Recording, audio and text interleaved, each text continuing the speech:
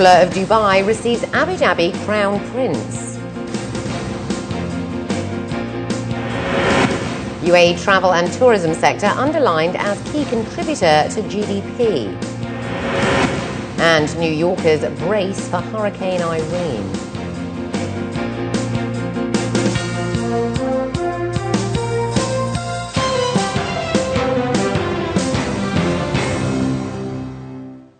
This is 7 National News. In our top story, UAE Vice President, Prime Minister and ruler of Dubai, His Highness Sheikh Mohammed bin Rashid Al Maktoum, received Abu Dhabi Crown Prince and Deputy Supreme Commander of the UAE Armed Forces, Sheikh Mohammed bin Zayed Al Nahyan, at Zabil Palace on Saturday.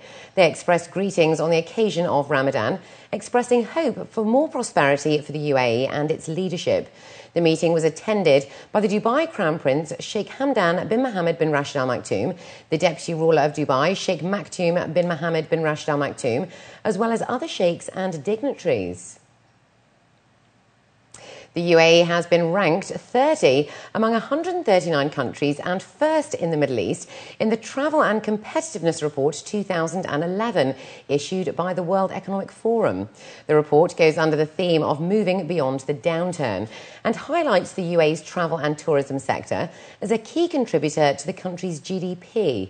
It showed that the continuing development of tourism infrastructure in the country has boosted its position, especially in the fields of air transport, which ranked 4th globally in the competitive index.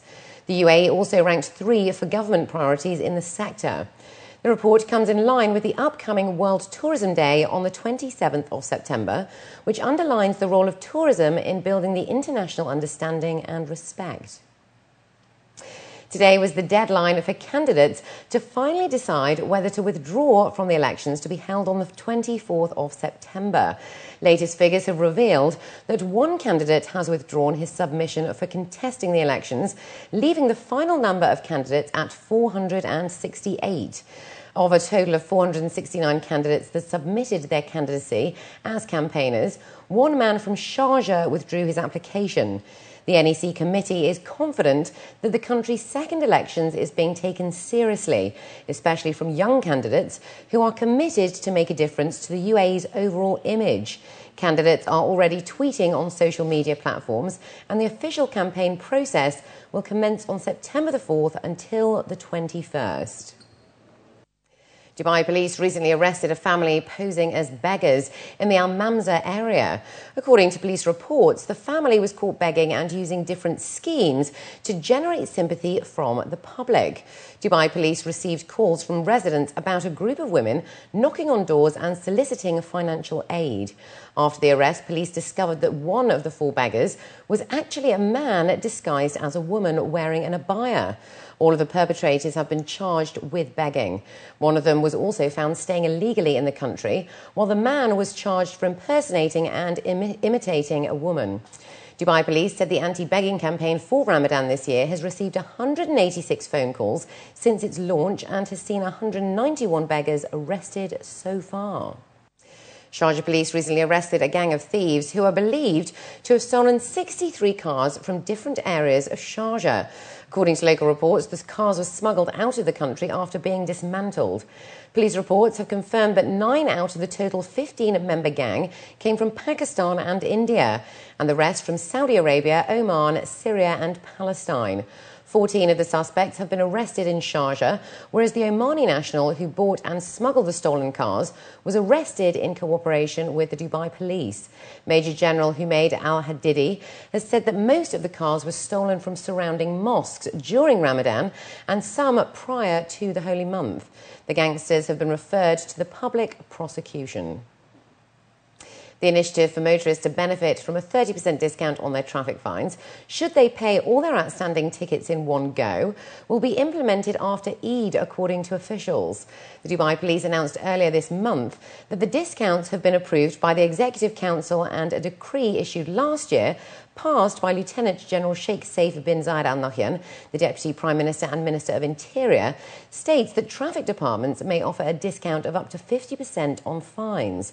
It's also been reported that Lieutenant Colonel Al Mazuri said that the Dubai police will be handing out Eid greeting cards to the public rather than fines for minor traffic offences. And looking to news abroad now, the east coast of the United States continues to be battered by Hurricane Irene. As Irene creeps towards New York, the city's mayor, Michael Bloomberg, says evacuation time is over and has warned New Yorkers to stay indoors and weather the storm. Mona Nessa has this report. At least 9 people have died and more than 1 million residents were living in dark on the US East Coast on Saturday as Hurricane Irene demonstrated its destructive force by bringing about high wind, torrential rain and flooding, causing power outages and property damages. At least 6 people, including 2 teenagers, died in North Carolina, where Irene made its first landfall Saturday morning in accidents related to the ferocious storm. Meanwhile, Irene began to hammer New York City late on Saturday, prompting Mayor Michael Bloomberg to warn New Yorkers to stay inside and ride out a storm that is on a direct path for the world's financial capital. Now the edge of the hurricane has finally got upon us, and conditions are expected to deteriorate rapidly. According to the National Weather Service, tropical winds can be expected from this point forward. A tornado watch, just to make life more complex, is also in effect until 5 a.m. in the 5 boroughs and in Nassau, Suffolk, Westchester, and Rockland counties. Hopefully that won't happen, but there is the potential. New Yorkers deserted the streets and took cover from a rare hurricane headed their way. Rain pelted all 5 boroughs of the city, and the National Weather Service issued a tornado watch in addition to the hurricane warning. The full impact is expected through Sunday morning. After Bloomberg ordered the unprecedented evacuation of 370,000 people living in neighbourhoods near the water's edge, more than 3,700 took refuge in the city's shelters, thousands more fled to the homes of friends or relatives, and others defiantly stayed behind.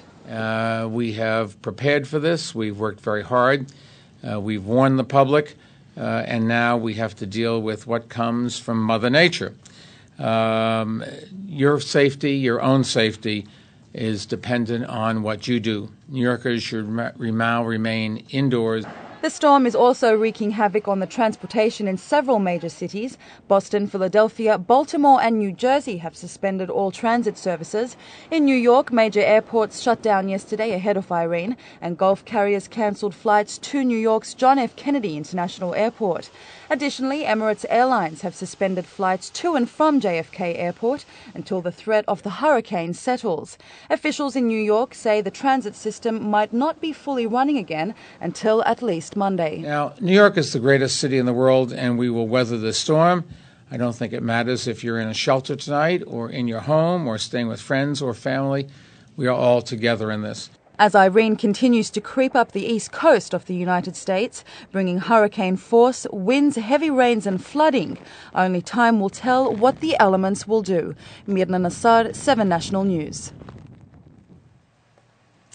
Typhoon Nanmadol continued to batter the northern Philippines, leaving 6 people dead and 7 missing. Electricity was cut off in most of the northern Philippine province of Cagayan, while communications in several towns has been difficult because of extensive damage to telephone lines caused by the strong winds.